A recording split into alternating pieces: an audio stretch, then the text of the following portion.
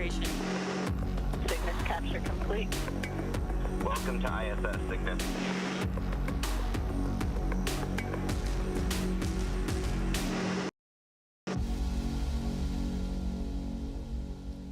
You're looking at a live view of Falcon 9 set to lift off from Space Launch Complex 40 at Cape Canaveral Space Force Station in Florida in just over 17 minutes from now. Today's mission marks SpaceX's 74th mission of 2024 and our 5th mission headed to the International Space Station so far this year, following Crew 8, CRS-30, NG-20, and AX-3. Thanks for tuning in to today's coverage of Northrop Grumman's 21st Commercial Resupply Services mission to the orbiting laboratory. I'm Zachary Lupin, an avionics reliability engineer here at SpaceX. Now, since 2012, SpaceX's Falcon 9 rocket has supported operations on the International Space Station, delivering critical science, hardware, and supplies to crew aboard the space station with the use of our Dragon crew and cargo vehicles. As part of NASA's Commercial Resupply Services contract, SpaceX and Northrop Grumman offer safe, reliable, and cost-effective transportation both to and from the International Space Station. Stage 2 lock slot In fact, Dragon and Cygnus are currently the only 2 operational U.S. cargo supply vehicles capable of supporting station activities, and Falcon 9 is the only U.S. launch vehicle in operation capable of delivering the spacecraft to low Earth orbit. And today's mission marks the 2nd time that SpaceX is launching a CRS mission on behalf of Northrop Grumman. Now, the teams here at SpaceX are proud to provide these services, which ultimately further our goal of one day making life multiplanetary.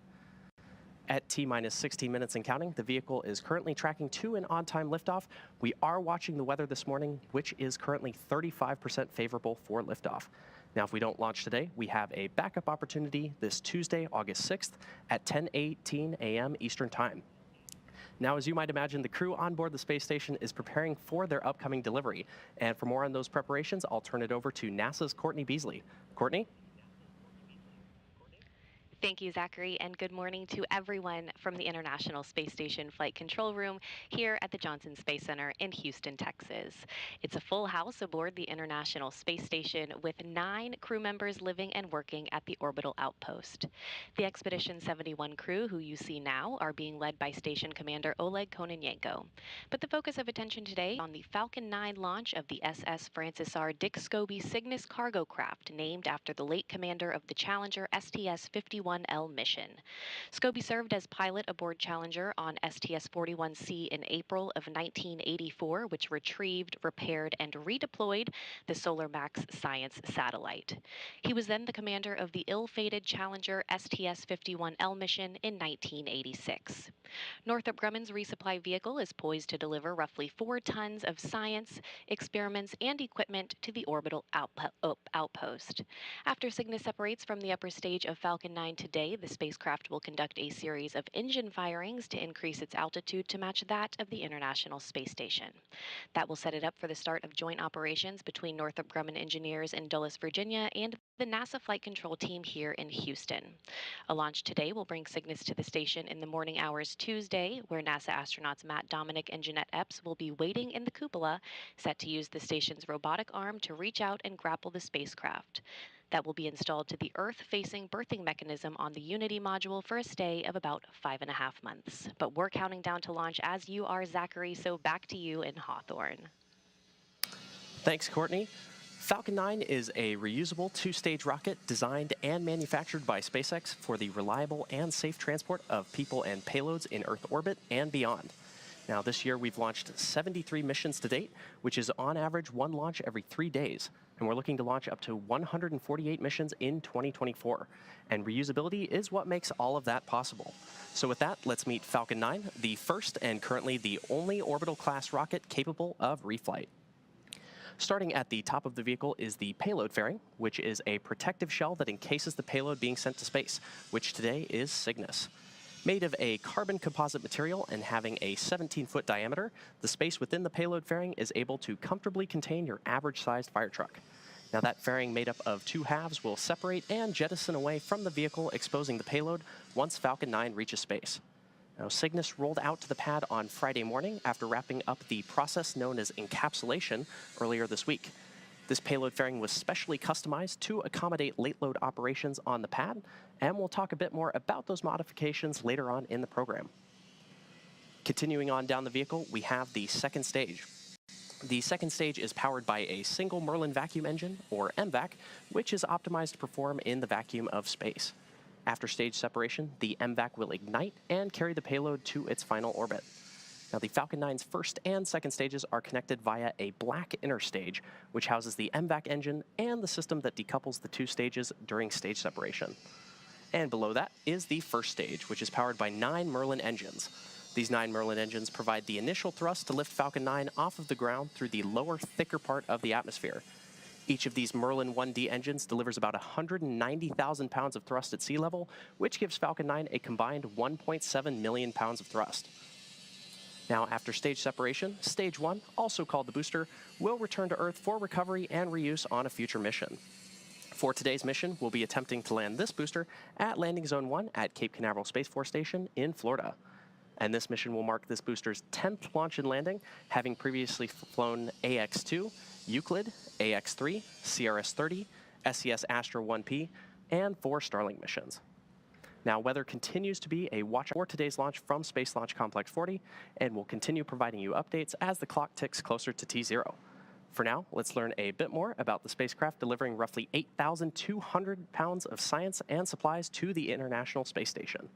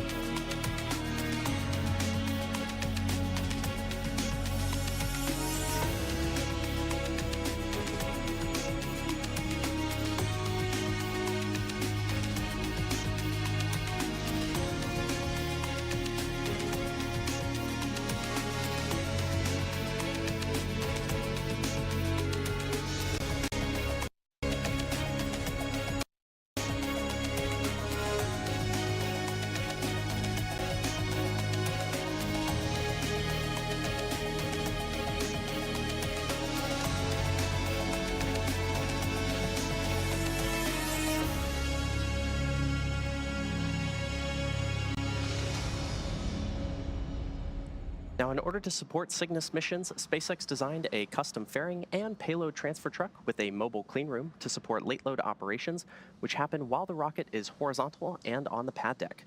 Late load refers to loading cargo in the final hours before launch and after the spacecraft has already been encapsulated within the payload fairing. Now, with 8 minutes and 24 seconds to go, we can go for launch, and we'll continue to provide updates on the weather as we get closer to T0. For now, let's head back to Courtney for a closer look at the science on today's mission. Yeah, Zachary, we are at the T-minus 8 minutes and counting to the launch of the Falcon 9 rocket and the Northrop Grumman Cygnus cargo craft, which is delivering roughly 4 tons of supplies and science experiments to the International Space Station. Now, science is the prime focus for crews living and working on the station, and today's delivery run aims to observe the development of blood vessels and engineered liver tissue, evaluate liquid and gas flow through porous media, demonstrate the production of many bloodstream and immune stem cells, and much more. Let's take a quick look at the science aboard Cygnus. Northrop Grumman is set to launch its 21st commercial resupply services mission to the International Space Station, carrying science to further NASA's missions to deep space and benefit life on Earth.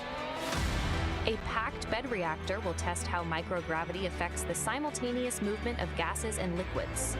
Results will aid the design of various space systems, including life support systems. Researchers will continue testing a technology to produce stem cells in space, aiming to improve outcomes for patients with certain blood diseases, autoimmune disorders, and cancers. Microscopic organisms will travel to station to provide crucial insights into how spaceflight affects the ability of damaged DNA to repair itself. Demonstrations are educational videos demonstrating STEM topics in space for students on Earth.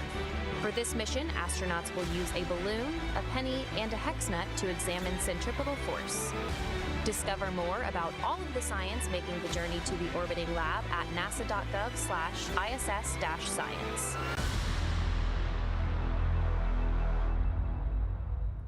It's T-minus 6 minutes and 20 seconds, and the SpaceX team is currently working no significant issues. Now, at T-minus 38 minutes, the team concluded their go, no-go poll and gave the okay to proceed into propellant load and launch. Stage 1 RP1 load is complete. And good call out there for Stage 1 RP1 loading completion. Now, at this point, that RP1 loading is complete on the Falcon 9 second stage and nearly complete on the first stage. The pre-valves between the first stage engines and the propellant tanks are open, and at the T-minus 7 minute mark, engine chill began. Liquid oxygen loading is underway on both stages and will complete at the T-minus 2 minutes to launch. We're also currently loading helium gas into both stages. Now, to make sure engine startup goes well, SpaceX performed what is called engine chill, where a small amount of the super chilled liquid oxygen flowed into the Merlin engine's turbo pumps, and this was done to avoid a thermal shock to the propulsion system when the full flow of super chilled liquid oxygen is introduced into the Falcon 9 plumbing. Cygnus is also undergoing final vehicle health checks at this moment as it prepares to go on internal battery power, all monitored by Northrop Grumman flight controllers in Dulles, Virginia. Coming up shortly, the transporter erector, or TE, will retract away from the Falcon vehicle. The TE is the large truss structure you see there next to the rocket. Falcon 9 tanks are pressing for strong back retract. And good call out there. First, we'll see the clamps open around the second stage, and then the TE will pull away from the rocket by a few degrees. At T0, ground hydraulic systems will pull the TE from about 2 degrees to 45 degrees away from Falcon 9 as it lifts off to provide clearance for the vehicle. We should see those clamp arms opening around the second stage in just about 20 seconds from now.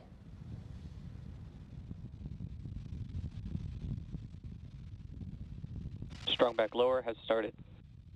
And good call out there. Falcon 9's fuel consists of both a propellant and an oxidizer. For our Falcon vehicles, we use a refined kerosene called Rocket Propellant 1, or RP1, and liquid oxygen, or LOX. And there you can see those clamp arms opening around the Falcon 9 second stage. We'll then start to see the strong back recline away from the vehicle.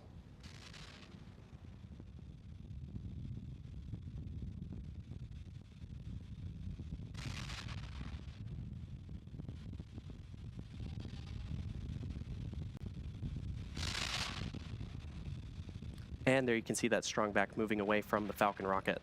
Now, you may have noticed the white clouds building around the Falcon vehicle. Those white clouds are the chilled gas above the LOX tank that we vent overboard to maintain pressure in the tank as needed. And when that vented oxygen comes out into the warm Florida air, it condenses into clouds.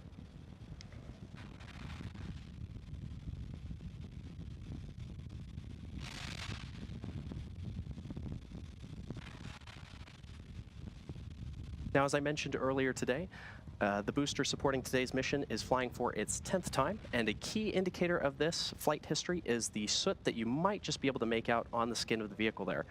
This soot comes from the carbon-based fuel of the rocket that gets deposited onto the body of the vehicle during re-entry through the Earth's atmosphere.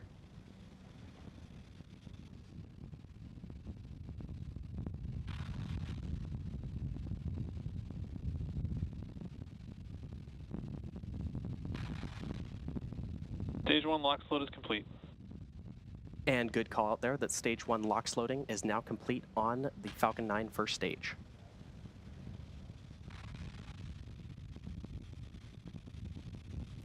Now checkouts of the second stage thrust vector control actuators are underway. This is referred to as an engine gimbal or wiggle test.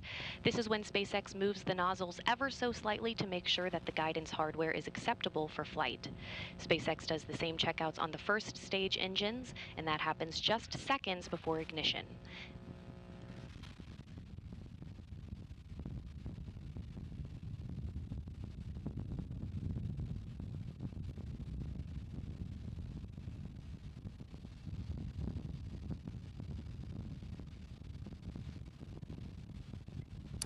Now we should be hearing a call out. Stage 2 LOX load is complete. And there's that call out right there for Stage 2 LOX loading completion.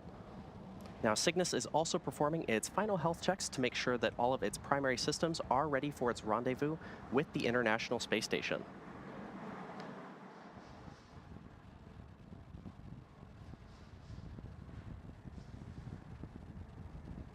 And as I mentioned earlier, those white clouds you see around the vehicle are complete. Gas launch closeouts has started. Good call out there. Those white clouds are completely normal and are just the chilled gas above the LOX tank that we vent overboard to maintain pressure in the tank as needed. Now coming up in about 15 seconds from now, we should hear the call out that Falcon 9 will be in startup, which will mean that the rocket's launch computers will have taken over the count.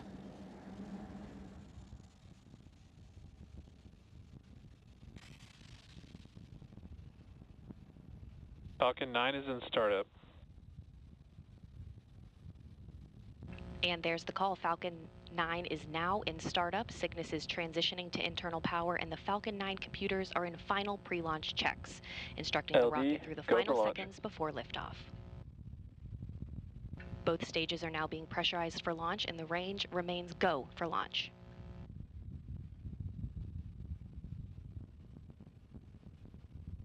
T-minus 30 seconds.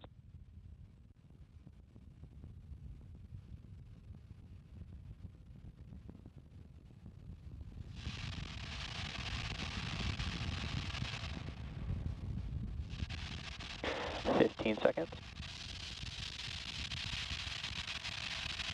T-minus 10, 9, 8, 7, 6, 5, 4, 3, 2, 1, ignition, engines full power, and liftoff of Falcon 9. Go SpaceX, go Cygnus, NG-21.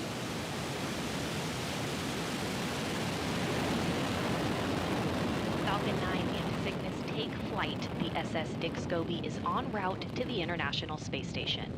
Stage 1 propulsion is nominal.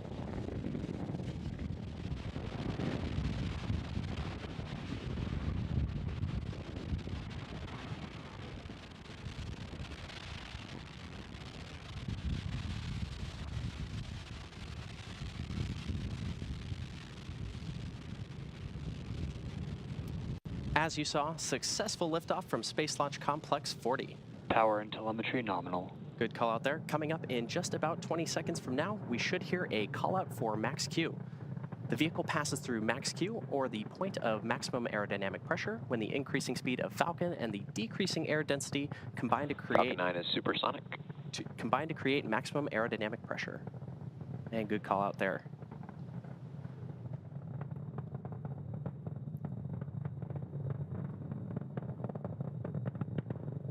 Max Q.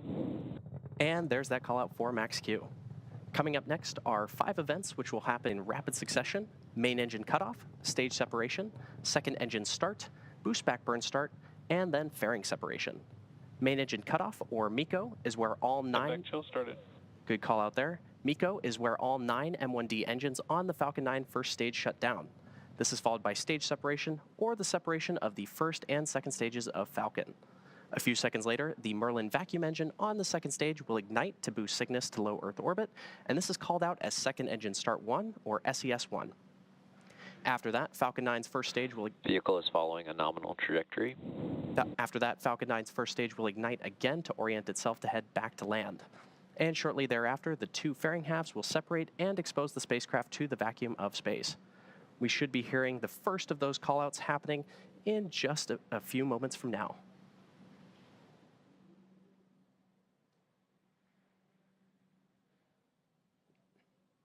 Main engine cutoff. Stage separation confirmed. And back ignition. Stage 1 boost back startup.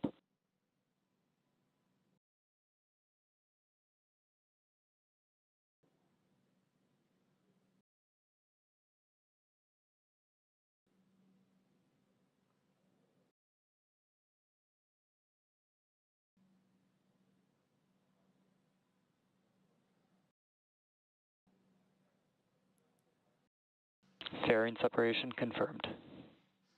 And there we heard the callouts for all 5 of those events, which again were MECO, followed by stage separation, then SES-1, boost back burn start, and fairing separation. Now coming up shortly, we should hear a callout for completion of the boost back burn on the Falcon 9 first stage. This burn, which will last in total about 50 seconds, is the first of 3 burns the booster needs to go through to make its way back to landing zone 1 at Cape Canaveral Space Force Station in Florida. Boost back shutdown. And there's that callout for boost back shutdown on the Falcon 9 first stage. Now, if you're just joining us, you're watching a live Both vehicles are following nominal trajectories. Good call out there. If you're just joining us, you're watching a live webcast for NG-21, Northrop Grumman's 21st commercial resupply services mission to the International Space Station. This is SpaceX's 74th mission for 2024 and the 5th flight to the orbiting laboratory this year. Now, in order to make its way back to land today, the Falcon 9 first stage has 2 more burns to execute. Next up is the entry burn, where 3 of the Merlin engines will reignite. This helps to slow the stage down as it re-enters the upper part of the Earth's atmosphere. And following the entry burn, the booster will go through its landing burn. And this is a single engine burn that brings the vehicle speed down rapidly in order to land back on Earth. We should be hearing the call out for that entry burn in just about 2 minutes from now. Now, during the entry burn, Falcon 9 is decelerating by firing its Merlin engines, but the rocket is still moving really fast, and this causes the vehicle to fly through Merlin's exhaust gases, or plume, which deposit a layer of soot onto the vehicle surface. And that soot comes from the carbon-based fuel that Falcon 9 uses, and with each flight, the soot builds up a little more on the outside of the vehicle. Now, as a reminder, on the left-hand side of your screen is the Falcon 9 first stage as it makes its way back to Earth, and on the right side is the MVAC engine on the second stage currently carrying Cygnus to orbit. The Merlins on the first stage are optimized for sea level, and these achieve 190,000 pounds of thrust each during ascent and descent. Now, the MVAC engine, with a much wider nozzle, is optimized to 220,500 pounds of thrust in vacuum. You may have also noticed on the left-hand side of your screen, Falcon 9 is equipped with 4 hypersonic grid fins, which are positioned near the top of the first stage. And stage 1 is using nothing but grid fins for steering as it returns to Earth. They orient the rocket during re-entry and guide it during its descent back to Earth.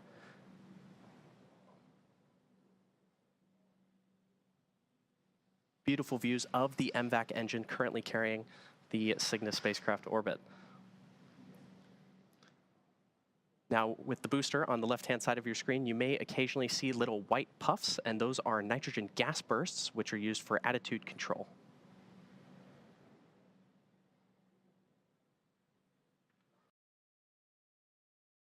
We should be hearing that call out for the entry burn of the Falcon 9 first stage in just about 10 seconds from now. Now, both vehicles continue to follow nominal trajectories. Good call out there. Now, that entry burn will be for the first stage, which is on the left-hand side of your screen. Stage 1 entry burn startup. And good call out there for entry burn startup on the Falcon 9 first stage.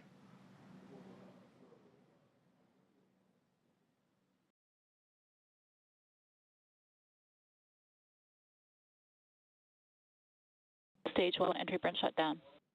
And there's that call out. Stage 1 FTS has safed. And there's that call out for entry burn shutdown on the Falcon 9 first stage. Now, the first stage is also equipped with 4 landing legs made of state-of-the-art carbon fiber with aluminum honeycomb. Placed symmetrically around the base of the rocket, they deploy just prior to landing. If successful, this will be the 10th time that we've recovered this particular booster and the 335th time that we've recovered. Both vehicles continue to follow nominal trajectories. 335th time that we've recovered a first stage booster since our first successful landing in 2015. And we did have a good call out there for vehicles following nominal Stage trajectories. 1 transonic. Amazing view of the Falcon 9 booster as it makes its way back to landing zone 1 at Cape Canaveral Space Force Station in Florida.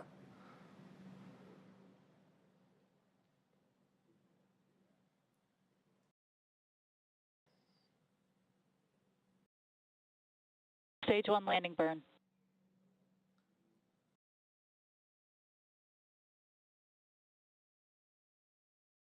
Landing leg deploy.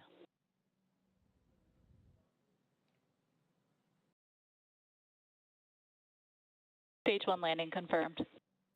A spectacular touchdown of our Falcon 9 booster at landing zone 1 at Cape Canaveral Space Force Station in Florida. Now again, this booster just completed its 10th flight and the 335th successful landing. Stage 2 has entered terminal guidance. 335th successful landing. Stage 2 FTS has safed. For an orbital class rocket, including both Falcon 9 and Falcon Heavy missions, and good callouts there on the nets. Now coming up at around the 8.5-minute mark, we should hear a call out for second engine cutoff 1 or SECO 1, which is when the MVAC engine on the second stage shuts down. And that'll conclude the roughly 6-minute burn by this engine needed to get Cygnus into the proper orbit for eventually intercepting the International Space Station. We should hear that call out in just a couple moments. MVAC shutdown. And there's that call out for the MVAC shutdown on the Falcon 9 second stage. We're now waiting for confirmation of good orbit. Nominal orbit insertion. And there's that call out for nominal orbital insertion. At T+9 minutes into the mission, and the second stage has one last major task, commanding separation of the Cygnus spacecraft just a few minutes from now. Now, for those of you just tuning in, you're watching a live webcast for NG-21, Northrop Grumman's 21st commercial resupply services mission to the International Space Station. This is SpaceX's 74th mission for 2024 and the 5th flight to the International Space Station this year. And for those of you following along, you'll know that Cygnus will be joining the Crew 8 SpaceX Dragon spacecraft, which docked with the space station earlier this year in March. Now, both Northrop Grumman and SpaceX have a long history of supporting the International Space Station with cargo missions like today's. SpaceX's first commercial resupply services, or CRS mission, CRS-1, launched in 2012 and made history by restoring America's capability to deliver and return cargo to the station. The Cygnus spacecraft has been visiting the ISS since 2013, and the first Cygnus CRS mission, Orb-1, launched in 2014. Cygnus has since then delivered more than 138,000 pounds of equipment, science experiments, and supplies to sustain the ISS astronauts under NASA's commercial resupply services contracts.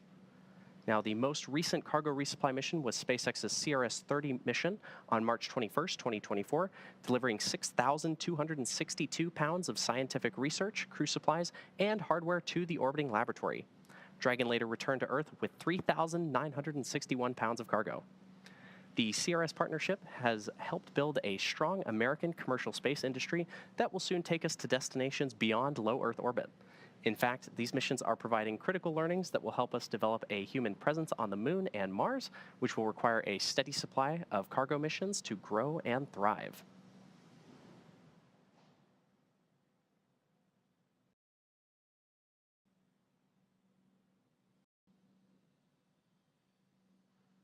Now, Cygnus refers to the constellation that is visible in the northern night sky. It's Northrop Grumman's tradition to name each Cygnus spacecraft in honor of an individual who has made substantial contributions to human spaceflight. Northrop Grumman named the NG-21 Cygnus spacecraft in remembrance and celebration of the life of Francis R. Dick Scobie, a United States Air Force pilot and NASA astronaut, best known as the commander of the 1986 Space Shuttle Challenger mission, STS-51L. Now, shortly after launch, the vehicle experienced a fatal disaster, and he lost his life along with 6 other crew members. Scobie was an astronaut, pilot, and engineer who commanded the 1986 Challenger mission.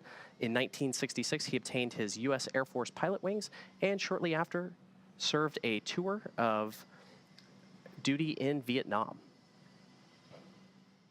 When he returned, he was selected to attend the U.S. Air Force Aerospace Research Pilot School at Edwards Air Force Base in California. And over the next several years, he served as a test pilot, logging more than 6,500 hours of flying time in 45 different types of aircraft. In 1978, Scobie was selected into NASA's astronaut candidate class, completing training in August of 1979. Now, in addition to his astronaut role, Scobie was an instructor pilot on the NASA Boeing 747 shuttle carrier airplane. In 1984, he was selected to fly as pilot of the STS-41C mission, during which Scobie logged 168 hours in space. And then in 1986, served as commander of the Challenger spacecraft. Scobie was posthumously awarded the Congressional Space Medal of Honor in 2004 by President George W. Bush for meritorious and dedicated service to the nation and his pioneering contributions to human spaceflight. Commander Scobie is memorialized all over the country, including at an exhibit at the National Medal of Honor Heritage Center and at Arlington National Cemetery, where the 7 Challenger crew members are honored for their incredible courage.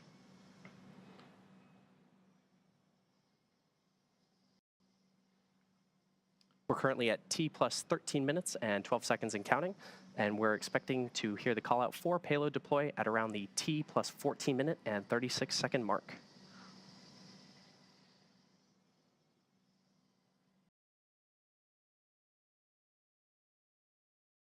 As a reminder, this is SpaceX's 5th mission headed to the International Space Station so far this year, following Crew 8, CRS-30, NG-20, and AX-3.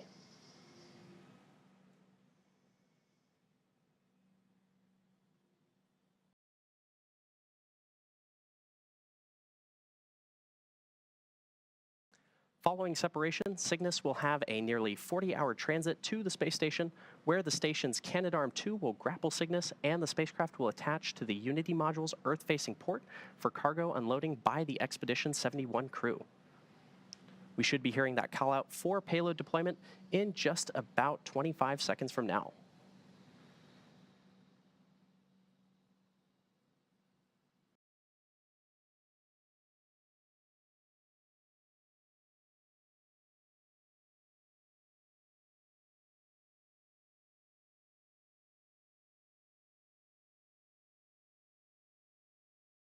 Should be hearing that call out any moment for payload deployment of the Cygnus spacecraft.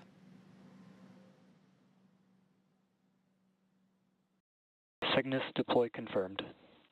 And there you have it, a successful spacecraft separation. The Cygnus spacecraft is now on its way to the International Space Station, and as mentioned, is expected to arrive about 40 hours from now. And with successful separation, that's going to do it for me here in Hawthorne. Be sure to check spacex.com/launches for a schedule of our upcoming missions. In the meantime, Courtney, what's next for Cygnus? Thanks, Zachary, and welcome back into the International Space Station Flight Control Room here at the Johnson Space Center. Next up will be the deployment of Cygnus's solar arrays, scheduled to begin at about 2.5 hours after launch, and it should take about 48 minutes to be completed. Once those arrays are deployed, we will provide an update on the station blog with the latest news. But joining me now on the phone is Bill Spetch, the Operations Integration Manager for the International Space Station program. Bill, thanks for joining us, and how significant was today's launch as partners collaborated to send Cygnus on its way to the station?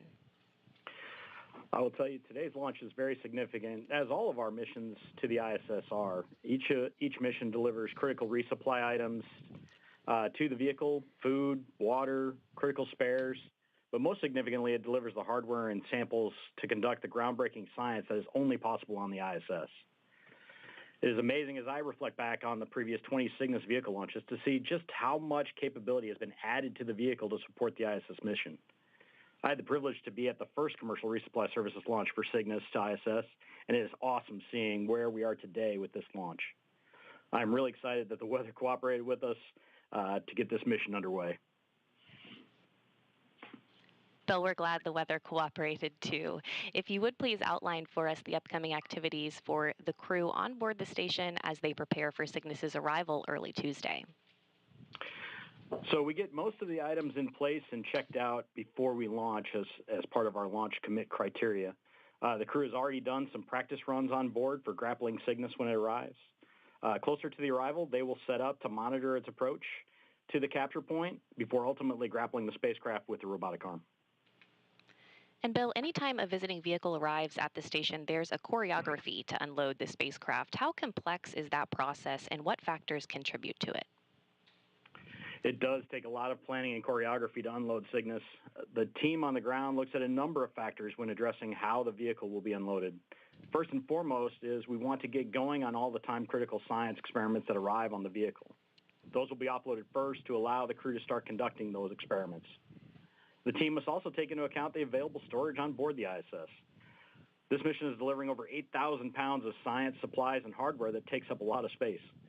The team will stage what is retrieved from Cygnus in order to balance that with the available space inside the ISS.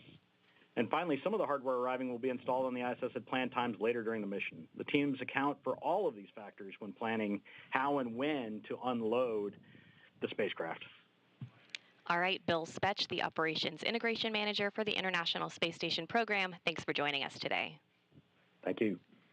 And with that, we will wrap up our launch coverage of Northrop Grumman's 21st Commercial Resupply Services mission.